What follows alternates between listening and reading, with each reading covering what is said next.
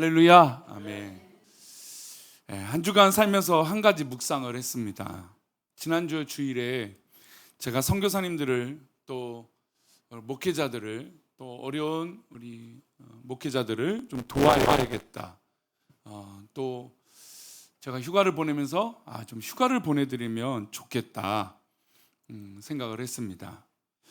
그래서 지난주에도 또 한 분을 또 한 두 분을 좀 돕기도 했고, 그 전에 선교사님 두 가정도 한 가정도 더 도왔네요. 근데 그거는 이제 개인적으로 돕기도 했습니다만, 선교사님의 가정의 이야기를 듣고 나니까 참으로 기쁘고 감사했습니다. 그래서 사실 이제 도왔다, 그래서 뭐 숙소랑 이런 걸 해드렸는데 막 더 해드리고 싶은 거예요. 그러니까 뭐 돈이 나가고 뭐 이게 아니라, 지난주에 제가 농담도 뭐 그런 말씀드렸지만 그게 저에게 중요한 문제가 아니더라고요. 오히려 그분들이 감사했다, 아이들이 너무 좋아했다. 그래서 제가 주중에 어떤 놀이를 할 수 있는 티켓도 이제 구입을 해서 드렸더니 이건 더 이상 필요 없다고, 아이들이 이것만으로 너무 감사하다고 굳굳 거절을 하셔서 이제 그거는 또 다른 때 써야겠다라는 생각을 하게 됐습니다. 이제 그러면서 그냥 단순히 도움을 줬다라고 하는 것에 대해서 그냥 그게 기쁜 게 아니라, 하나님께서 나에게 주신 것이 무엇인가라고 하는 생각을 한번 돌아보게 됐어요. 나는 지금 너무 많은 걸 누리고 있고 참 많은 게 감사한데 그걸 내가 놓치고 있었구나 하는 생각에 오히려 더 많이 나누고 섬겨야겠다라는 생각을 하게 됐습니다.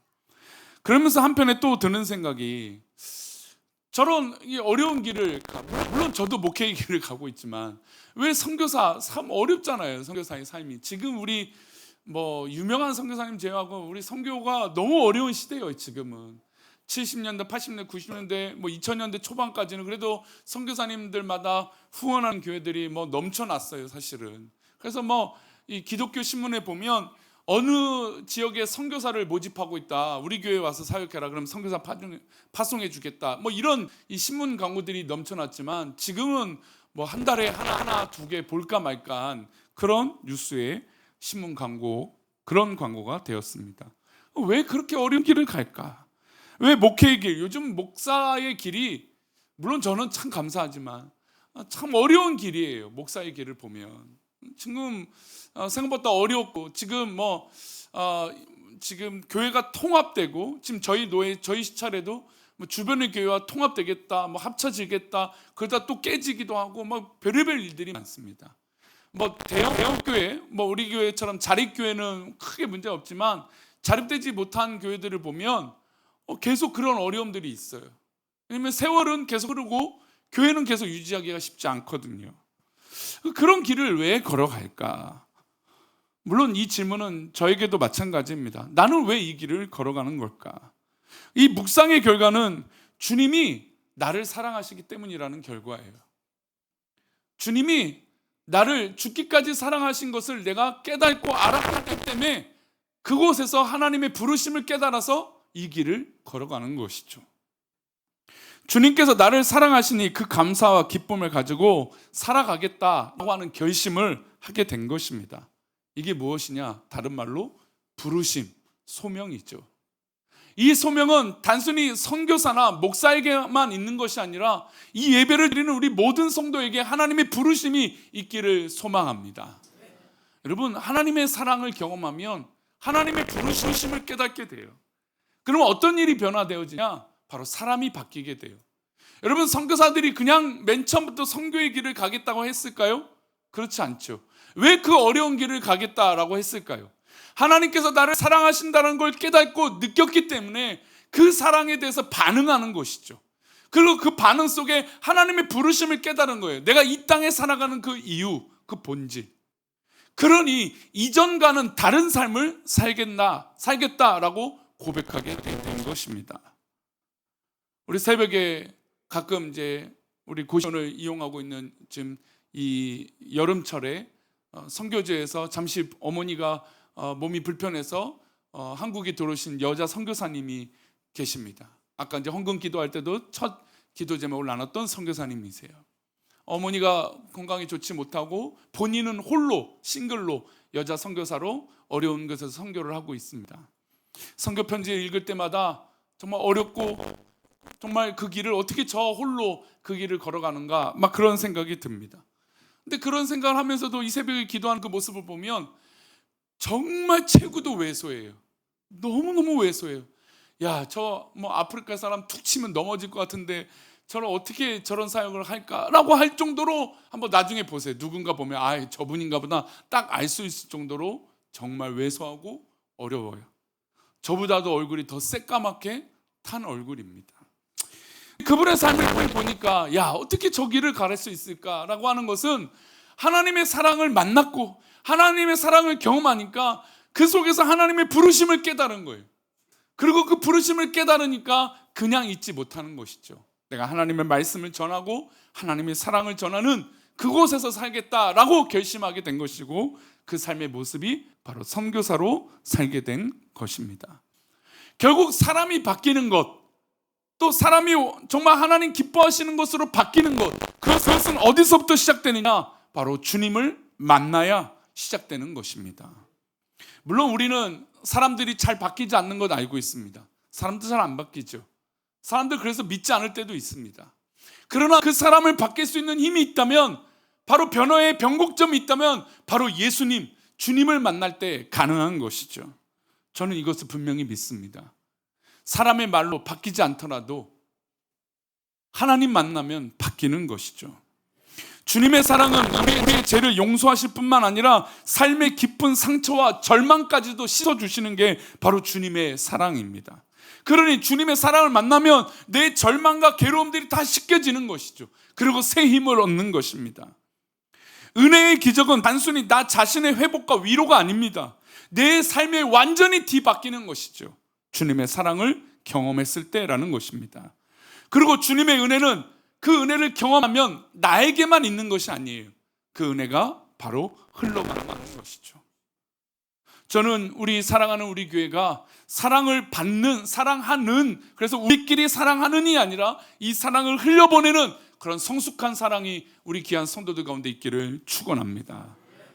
이걸 저는 다른 말로 바로 사명의 통로가 되었다라고 생각해요. 우리 한번 따라할까요? 사명의 통로. 예, 주님의 사랑을 받았으니 그 사랑으로 변화된 사람은 앞으로 하나님의 부르심을 따라 사명자로 살아가는 것이에요.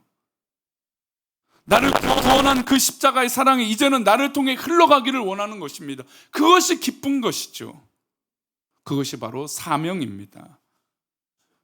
맥주감사절 전후로 3주 동안 나눴던 바로 이 요한복음 21장의 내용, 우리 그 본문 17절 말씀을 다시 한번 읽어보겠습니다. 세 번째 이르시되 요한의 아들 시몬아 내가 나를 사랑하느냐. 주께서 세 번째 내가 나를 사랑하느냐 하심으로 베드로가 근심하여 이르되 주님 모든 것을 아시오매 내가 주님을 사랑하는 줄을 주님께서 아시나이다. 예수께서 이르시되 내 양을 먹이라. 이 본문 말씀을 통하여 이 베드로는 완전한 변화된 삶을 살게 됩니다. 그러면 이 변화된 삶을 베드로가 갖기 전에 우리는 이런 질문을 할 수 있어요. 왜 바뀌지 않았을까? 3년이 넘는 동안 베드로가 예수님과 함께 했는데 왜 바뀌지 않았을까? 왜 믿음이 성장하지 않고 왜 우리가 주님 안에서 살아가지 못했을까? 왜 그런 결단이 되어지지 않았을까? 결국 우리가 주님을 만나지 않았기 때문에 그래요. 누구의 주님입니까? 부활하신 주님을 만나지 못했기 때문에 그런 것입니다. 부활하신 주님을 만난 이 역사적인 사건은 베드로에게 굉장히 중요한 사건인 것이죠. 그러니 우리 또한 이 부활하신 주님을 만나야 됩니다. 부활하신 예수님을 만나야 됩니다. 우리가 아무리 도망쳐도 부인해도 하지 말라는 것을 하는 죄인인 이 모습이지만 주님을 만나면 바뀌는 것입니다. 우리 수많은 믿음의 조상이 무엇보다 주님을 만났기 때문에 지금의 이 자리에 있는 것이고, 여기 있는 우리 어른들, 우리 믿음의 선배들이 교회를 그렇게 지키고 헌신하고 사랑했기 때문에 지금의 이 자리가 있는 것입니다. 그러면 이 선배들, 이 어른들에게 다시 묻고 싶습니까? 무엇 때문에 이렇게 헌신합니까? 무엇 때문에 이렇게 살아왔고 무엇 때문에 왜 교회를 지켰습니까? 여러분, 그것은 바로 부활하신 주님을 만났기 때문에 그런 것이죠. 우리가 변화되고 고쳐지고 하지 말아야 될 것을 하지 않고 내 생각이 바뀌고 내 습관이 바뀌고 내 행동이 바뀌고 내 생활 방식이 바뀌는 것은 바로 주님을 만나야 가능한 것입니다.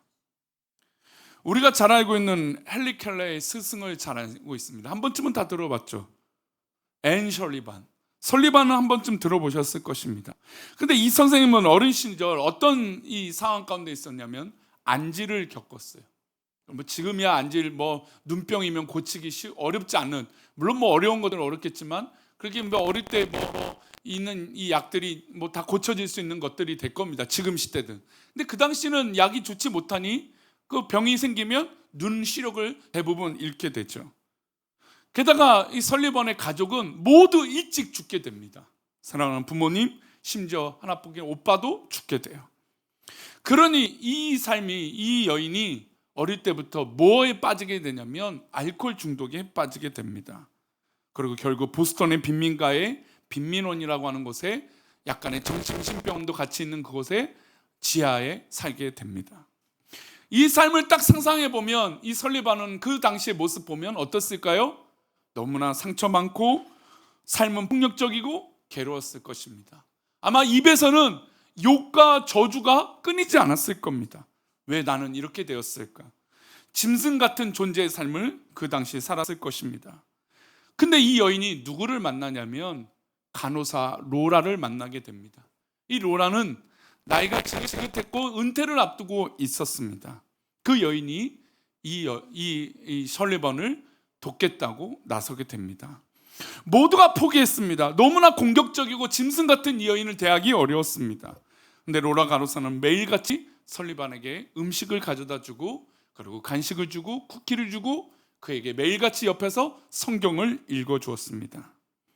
매일 같은 성경을 6개월 이상 듣다가 점차 이 설리반의 마음이 움직이기 시작합니다. 그리고 누구를 만났을까요? 그 로라라고 하는 간호사를 통하여 주님을 만났습니다.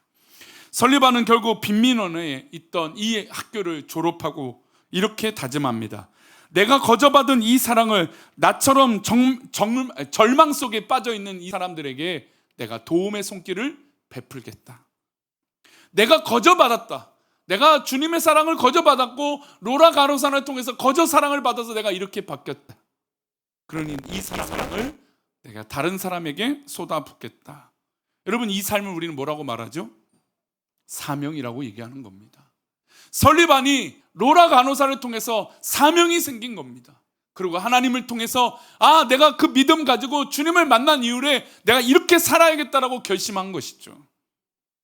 사랑을 받았으니까 변화된 것이고 사명으로 세워진 것입니다. 그리고 설리반이 찾아간 곳이 보지도 듣지도 말하지도 못하고 세상과 단절됐던 헨리 켈러 7살의 그 여인을 만난 것입니다. 설리반은 평생도록 헨리 켈러에게 정말 사랑을 쏟아부었고 20세기의 가장 위대한 여인이라고 한다면 우리가 헨리 켈러를 손꼽을 수 있는 것입니다.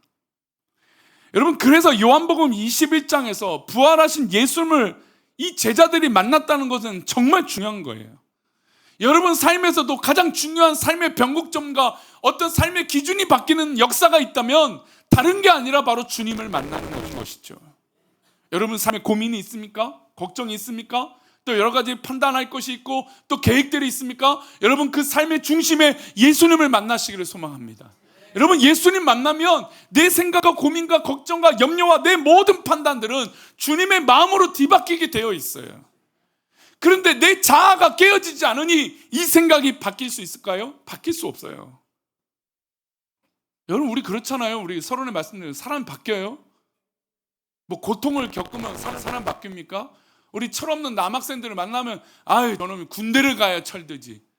여러분 군대 가면 정말 사람 바뀌나요? 뭐 좋은 건 경험할 수 있겠죠. 딸에겐 그렇습니다. 너 딸면 딱 딸을 낳아봐라. 출산해봐라. 엄마의 고통을 알지. 그렇다고 딸을 낳아서 출산하면 바뀌나요? 뭐 도전이 바뀌겠죠. 엄마 마음 안다고 눈물은 흘릴 수 있겠죠. 삶은 안 바뀝니다. 근데 정말 삶을 바뀌는 건 내 삶에 예수님이 계셔야 되는 것이에요. 예수님을 만나 그 사랑을 받아야만 여러분 완전한 변화가 되어지는 거예요. 요즘 우리 교육이 얼마나 중요합니까? 근데 교육하기 위해서 여러분 능동적인 교육 자세가 굉장히 중요하다. 이게 무슨 얘기냐면 자기 스스로 그것을 도전받아 공부하게끔 해주는 게 좋다는 거예요. 좋은 환경을 만들어주는 것보다 이 학생이, 이 아이가 내가 좋아하는 거라고 찾는 게 더 중요하다는 거예요. 그래서 한 예로 뭐라면 요즘 아이들이 좋아하는 애니메이션이 있어요. 로봇가 있어요. 그럼 산수를 가르쳐, 수학을 가르칠 때 이 아이에게 뭐라고 가르치냐면 로봇 1개, 로봇 2개라고 하는 언어로 가르쳐야 된다는 거예요. 아이들이 관심 없는 단어로 하면 이것은 배움이기 때문에 어렵고 불편하다는 거예요. 그래서 지금의 교육은 이 아이가 무슨 단어를 좋아하는지, 그리고 그 단어를 좋아했으니까 그 단어로 교육을 하는 게 더 좋다고 얘기합니다. 이게 왜 그러냐면 아이들 스스로 좋아하는 걸 받아들이기 때문에 그렇다는 것이죠. 그런데 여러분, 맨날 좋은 환경, 좋은 조건 가져다 주십시오. 여러분, 바뀔까요? 안 바뀌어요. 그 아이가 그것을 그대로 받아들이지 않는 이상, 여러분, 그것을 수납하지 않는 이상 안 돼요. 여러분, 마치 이 어린 아이도 교육을 위해서 그런 것처럼 우리도 여러분 주님 만나지 않으면 안 바뀌는 것이죠. 사명이 있는 그런 삶으로 변화될 수 있는 건 주님을 만나야 가능한 것입니다.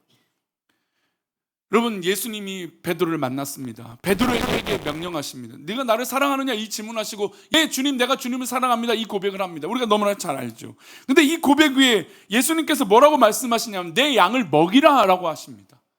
그건 사역이죠. 먹이는 건 사역이잖아요. 사명, 앞으로 어떻게 살 것을 이야기하신 것입니다. 그래서 이 19절의 말씀을 보면 이런 내용이 나와요. 함께 읽겠습니다. 이 말씀을 하시면 베드로가 이 말씀을 하시고 베드로에게 이르시되 나를 따르라 하시니, 여러분, 이전에는 베드로가 예수님을 안 따랐습니까? 3년 넘게 예수님 따랐어요. 근데 왜 예수님은 지금 또 나를 따르라고 말씀하실까요? 왜 내 양을 먹이라고 하실까요? 이전에는 몰랐어요. 그러니 예수님 부인하고 예수님을 떠났던 것이죠. 그들의 가치는 세상의 임금보다 높아지는 것이었어요. 근데 예수님 만나고, 부활하신 예수님 만나고 이제 그 사랑으로 완전히 뒤바뀐 거예요. 충격을 받은 거죠. 예수님 날 사랑하시는구나. 내가 여태까지 생각했던 것들이 잘못됐구나. 그리고 예수님을 따르기만 하는 것이 아니라 이 말씀 보면 어떻습니까? 어떠한 죽음으로 하나님께 영광을 돌릴 것. 순교를 한다는 얘기예요. 여러분, 순교를 하고 죽는다는 얘기가 쉽겠습니까? 물론 이 말씀을 있는 그대로 그 당시에는 이해하지 못했겠죠. 그러나 베드로와 그 모든 제자들의 삶을 보면 정말 죽음을 각오하고 이전과는 완전히 다른 삶을 살게 된 것이에요. 왜 그렇습니까? 부활하신 사랑의 주님을 만났기 때문에 그런 것이죠. 베드로는 결국 자신이 순교할 모습으로 변화되게 된 것이고 예수님의 길을 자신도 걸어가게 된 것입니다. 베드로의 순교가 그냥 된 것이 아니죠. 무엇보다 부활하신 주님을 만났기 때문에 이런 삶으로 뒤바뀌게 된 것입니다. 바울 사도의 고백처럼 자신의 생각과 삶이 무엇이 된 것입니까? 배설물이 된 것입니다. 바울 사도도 그렇게 고백하잖아요. 자기가 여태까지 다 누렸고 해왔던 거, 정말 똑똑하다고 여겼던 모든 지식들이 배설물이다. 주님을 사랑하고 주님을 만난 것이 더 큰 가치라는 것이죠. 정말 자신이 옳고 맞다고 여겼던 모든 것들이, 인간적인 것들이 다 쓰레기라고 여겼다는 것입니다. 여러분, 그렇게 바뀐 건 부활하신 예수님을 만난 것이죠. 몇 년 전부터 우리 한국 TV에 산티아고, 스페인의 산티아고 순례자길이 유행을 합니다. 그래서 저도 한 번쯤 가보고 싶다는 생각이 들어요. 물론 이스라엘과 터키 이곳도, 그리스 이 지역도 이 선교나 순교의 길, 그 길을 한번 경험하는 것도 좋지만 저렇게 걷는 거 참 멋진 일이다 생각을 했습니다. 근데 그 정도로 유명해졌고 스페인에 10사람 중에 한두 사람이 한국 사람일지이다라는까지 이야기가 날 정도로 이것이 굉장히 유명해졌습니다. 근데 이 길이 왜 유명해졌냐면, 사실 예수님의 제자인 야고보 사도가 그곳에 무덤이 있기 때문에 사람들이 순례길을 선택한 것입니다. 근데 성경을 보면 야고보는 예루살렘에서 순교를 하게 돼요. 근데 이것을 추정하는데 어떤 추정을 하냐면, 야고보 사도가 이 베드로, 야고보, 요한, 그 야고보거든요. 근데 그 야고보가 사역을 하면서 스페인에서 복음을 전했다가 다시 예루살렘 왔다 순교를 당하게 됐다. 이제 그런 이 전승이 남아 있다. 그렇게 얘기를 합니다. 그래서 이 예루살렘에서 죽었지만, 순교를 했지만, 이 묘, 그러니까 스페인에 있던 성도들이 야고보의 시신을 모셔다가 그 스페인 지역, 지금 산티아고 순례자길에 있던 그곳에 이 무덤을 만들어서 야고보 시신을 모셨다. 그래서 이 무덤을 언제 발견하냐면 예수님 오시고 나서 800년경에 발견하게 됩니다. 그래서 사람들이 이곳을 기념하기 시작해서 1100년경부터 사람들이 이 길을 걸어서 이 야고보 사도의 무덤을 찾아가 보자. 그 길을 걷기 시작해서 유명해진 길이 바로 산티아고 순례자의 길이에요. 근데 이 산티아고라고 하는 말이 왜 그렇게 나냐면 세인트라고 하는 이 성스럽다라고 하는 성인이라고 쓸 때 이 영어를 쓰잖아요. 근데 세인트 야고보라고 하는 이 말을 계속하다가 산티아고로 바뀐 거예요. 그러니까 산티아고는 야고보라고 하는 뜻인 거죠, 결국. 그 무덤이 있는 곳을 찾아가는 것이 바로 순례자의 길이에요. 그 길을 지금 한국 사람들이 유명하다고 걸어가고 있어요. 참 아이러니하죠. 근데 저는 여기에 또 아이러니가 있다고 봐요. 사람들이 그 길을 걸어갈 때 이 길의 목적을 모르는 거죠. 여러분, 이 길을 걸어가는 목적은 무엇입니까? 그 무덤을 만들었던 이유가 뭘까요? 야고보 사도가 순교를 했고 그것을 기념했기 때문에 그 무덤을 만든 거예요.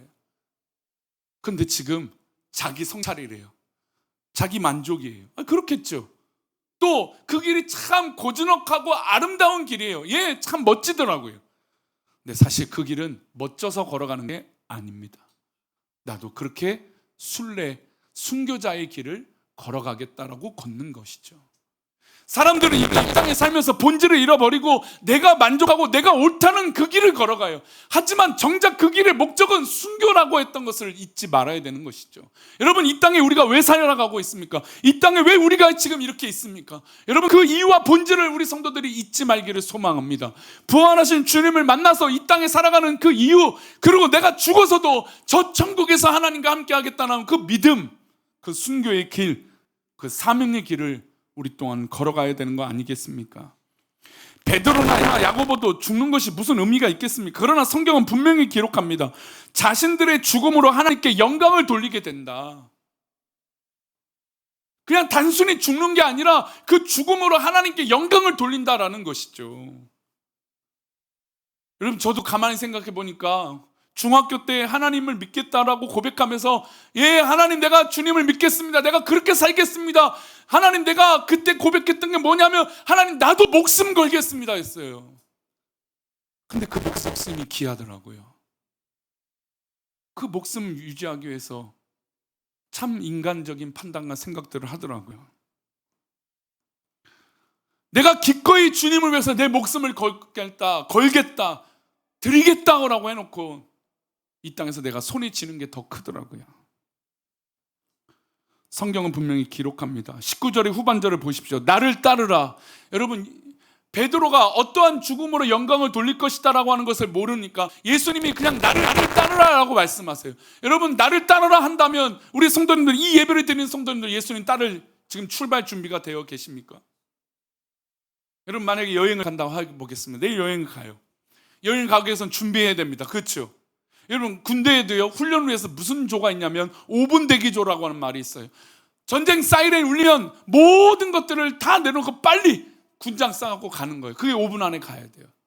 여러분, 여행 가는데 어제 준비했어요. 근데 지금 10시에 출발하기로 했습니다. 근데 그 자리에서 뭐 물건이 없다, 찾고 챙기고 사오고 뭐하고 하면 여행 갈 때 어떻게 됩니까? 제 싸움 나는 거죠. 왜 지금 그걸 사냐, 마냐, 필요하냐, 왜 안 준비했냐, 왜 애들은 안 챙기냐, 뭐 우리 부모님들은 또 자식들과 여행 가면 왜 너희들은 왜 이러냐, 또 음식을 먹으면 왜 이건 맛있냐, 멋없냐.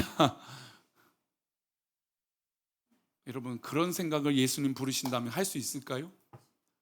예수님이 지금 우리 가운데 야, 가자 하면 여러분 가실 준비가 되어 있나요? 솔직히 저도 이렇게 말하지만 저도 그렇게 준비가 안 돼 있는 것 같아요. 과거에 그 은혜 받았을 때, 예수님 사랑 알았을 때, 내가 예수님 위해서 목숨 걸겠습니다 할 때는 내가 지금 당장 떠나도 갈 수 있습니다 했는데 지금 못 떠나겠어요. 그럼 내 안에 예수님이 풍성하지 못한 것이죠. 가득하지 않은 것이죠. 주님의 사랑이 내 가운데 흘러가지 않는 것이죠. 여러분, 기억하십시오. 예수님은 지금 나에게 나를 따르라 라고 말씀하고 있습니다. 말씀 마치겠습니다. 저는 이 말씀을 또 다음 주까지, 사실 원래 맥주감사주일로 끝내고 말씀 마무리할까, 왜냐면 이제 너무 길어지니까 멈출까 했어요. 근데 우리 성도들과 한번 이 고민을 했으면 좋겠어요. 우리 성도들의 삶의 터전에서 하나님의 부르심이 무엇인지. 그러니까 요한복음 21장의 이 말씀은 그냥 부활하신 주님을 만나서 사랑을 받았구나, 사랑이 회복됐구나, 이게 아니에요. 그렇게 본다면 이 성경 구절은 거기서 끝난다면 잘못 보신 거예요. 이 성경 구절의 이 본문의 내용은 결국 베드로와 모든 제자들이 변화되어서 순교의 삶을 걸어가고 있다는 것을 기억해야 됩니다. 즉 사명의 길, 하나님의 부르신 그 길을 걸어갔다는 거예요. 여러분, 여기서 누군가 이 제자들에게 그렇게 걸어가세요, 그렇게 하십시오, 그렇게 격려하거나 이야기하는 사람이 있습니까? 아니에요. 이제는 스스로 그 길을 걸어가는 것이죠. 그리고 기꺼이 그 길을 걸어가고 있다는 겁니다. 그러니 우리 성도님들, 예수님께서 지금 나를 따르라 라고 하신 그 음성을 저 권사님의, 저 장로님의, 저 목사님의 이야기가 아니라 나의 부르심이 되기를 소망합니다. 한번 따라합시다. 나의 부르심. 나의 부르심이 되는 거예요. 우리 성도님의 삶의 터전에 나의 부르심이 되어서 그 자리가 소중하고 기쁘고 감사하고 영광을 돌리고 하나님 뜻 가운데 쓰임받는 저와 여러분 되시기를 축원합니다. 할렐루야, 아멘. 우리 그런 의미로 우리 일어서실 때 요거 앞칸 여기 좀 살살 놔주세요. 살살 올리면서 다 같이 일어나셔서 나는 주님께 속한 자 되어, 우리 함께 찬양하면서 우리 말씀을 기억하며 함께 기도하겠습니다.